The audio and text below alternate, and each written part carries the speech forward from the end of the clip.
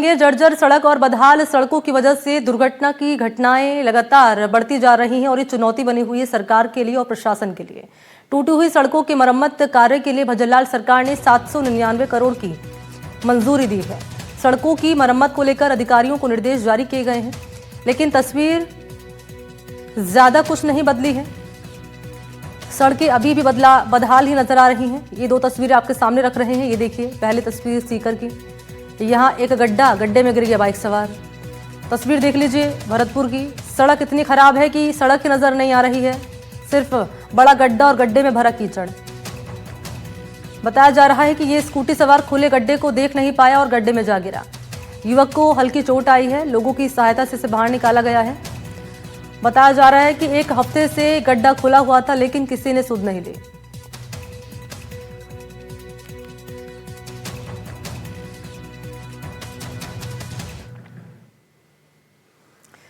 हम आपको ground zero पर ले चलें, उससे पहले सीकर के श्रीमाधोपुर की एक तस्वीर आप जरूर देखिएगा, जहां एक स्कूटी सवार युवक खुले गड्ढे में जा गिरा।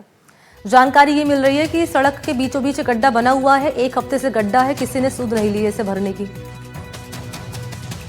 कई बार शिकायतें करने के बावजूद भी ना अधिकारी मौके पर पहुंच रहे हैं, ना ही ठेकेदार। लोगों का सवाल है कि आखिर इन हादसों पर लगाम कब लगेगी? क्या नगरपालिका किसी बड़े हादसे का इंतजार कर रही है?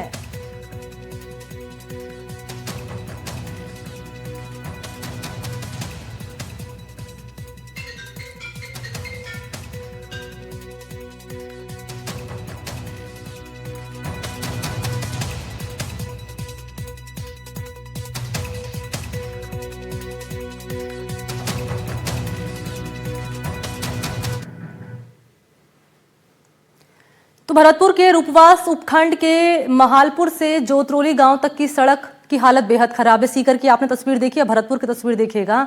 यहाँ 15 साल पहले बनी सड़क की मरम्मत ही नहीं कराई गई। एक रिपोर्ट आपके सामने रख रहे हैं और जानिए भरतपुर में क्या है सड़कों का हाल।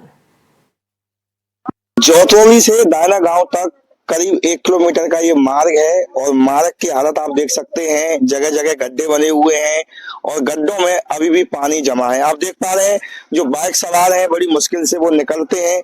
क्या स्थिति है, सहयोगी तस्वीर दिखा रहे हैं। देखिए करीब 1.5 किलोमीटर का ये मार्ग है जहाँ इसी तरह स्थिति है। लोग हैं वो काफी परेशान रहते हैं और जो बाइक सवार हैं कई बार वो गिर करके चोटिल भी हुए हैं। कुछ मेरे साथ में ग्रामीण आइए, उनसे बात कर लेते हैं। क्या नाम है आपका? सर मेरा नाम बनवारी लाल है। बनवारी जी, कितने साल से ये रोड की स्थिति बनी हुई है? ये करीब 12-13 साल से रोड की समस्या है बहुत ज्यादा। क्या कारण है कि रोड मतलब क्षतिग्रस्त है, जगह जगह गड्ढे हैं, पानी भरा हुआ है?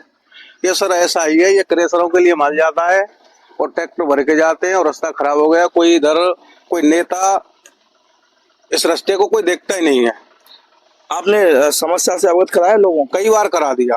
निकलने में भी तो बड़ी परेशानी होती है। निकलने में हद से ज्यादा परेशानी होती है। अभी अभी सामने एक बाइक पे एक मरीज आ रहा था, वो गिर गया बेचारा। उसका पैर पहले से ही टूट रहा था, इसी रास्ते के कारण उसका पैर टूटा है।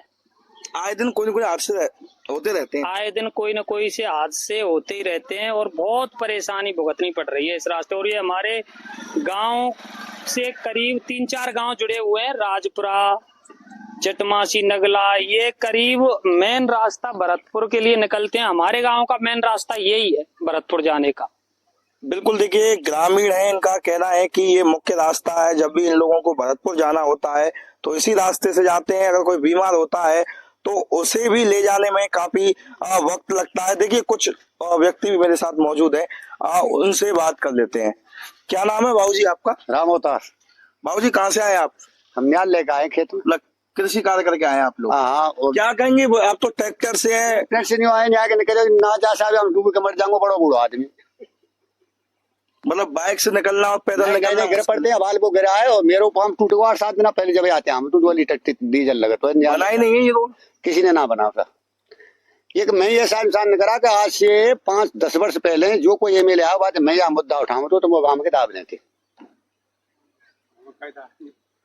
तो कहने के मतलब स्थिति ज्यादा खराब है। इतनी स्थिति खराब है कि 350-400 घर की बस्ती है। 350-400 घर की बस्ती में एक बार ना आवे बच्चा को, क्यों? जब रास्ता ही ना तो कोई कहीं आवो बेटी डाल बिना। सही बात है, ये समस्या है। बिल्कुल। देखिए इनका यही कहना है कि रास्ता बिल्कुल खराब है और कहीं ना कहीं अब जो युवा है उनकी शादी पर भी संकट मंडराने लगा है, क्योंकि एक बार व्यक्ति संबंध लेके तो आता है लेकिन उसके बाद में वो लौट के ही नहीं आता है। इन लोगों की यही मांग है कि इस रास्ते को ठीक कराया जाए जिससे लोगों को आने जाने में सुविधा मिल सके।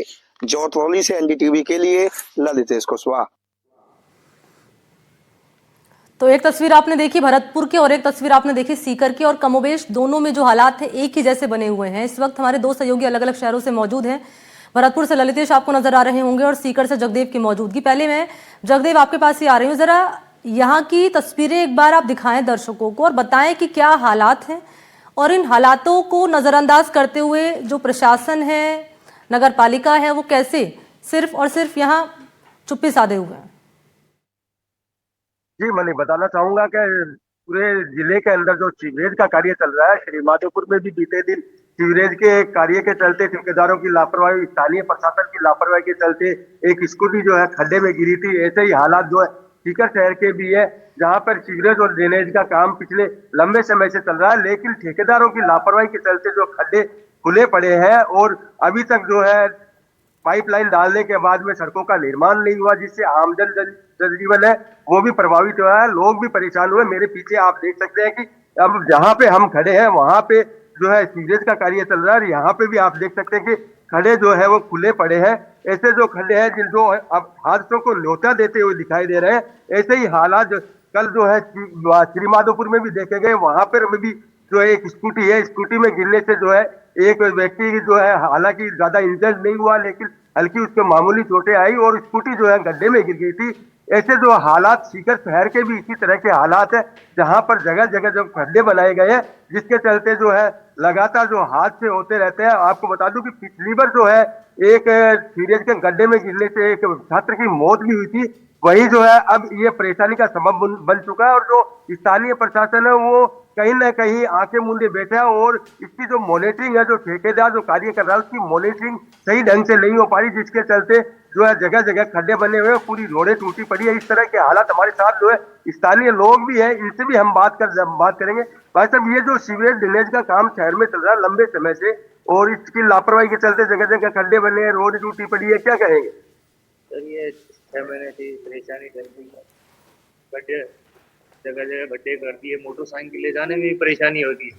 लोगों के कमर में इतना दर्द हो गया कि हर आदमी अपने कमर के दर्द से परेशान होने लग गया और कम से कम भी एक काम पूरा नहीं करते हैं, दूसरे का गड्ढे खोल देते हैं। एक खड्डे को पूरा न करके दूसरा गड्ढा तैयार कर देते हैं।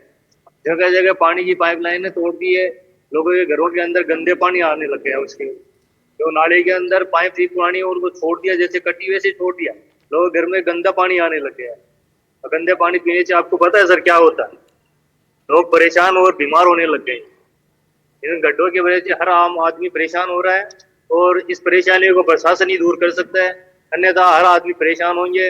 जन आंदोलन भी कर सकते हैं। मोहल्ले राधा किशनपुरा से है, राधा किशनपुरा के अंदर लोग कब से काम चल रहा है? महीने से ऐसी परेशानी झेल रहे हैं हर आदमी। जो सीवरेज के लिए रोडें तोड़ी गई है वो बनती है वापस कहीं नहीं बनती है। सीवरेज के लिए रोडें बनती कहीं नहीं बनती वापस। आप बताएं मतलब आप इसमें क्या है कि 6 से 8 महीने हो गया है और रोड ना टूटी हुई है और इसमें क्या है कि सुबह से लेकर शाम तक डस्ट इतनी उड़ती है कि लोगों के टिश्यू की प्रॉब्लम हो रही है, टीबी की प्रॉब्लम हो रही है, हॉस्पिटल में समय पे इलाज नहीं मिल रहा है। और ठीक है जगदेव, ये जो अभी जगदेव बता रहे हैं कि किसी ने भी यहाँ पर सुध नहीं ली है, किसी भी अधिकारी ने कोई मौके पर नहीं पहुंचा है, सभी नजरअंदाज करे हुए यहाँ पर हालात को नजर आ रहे हैं। ललितेश, मैं आपके पास आ रही हूँ, आपकी रिपोर्ट भी हमने देखी थी भरतपुर से।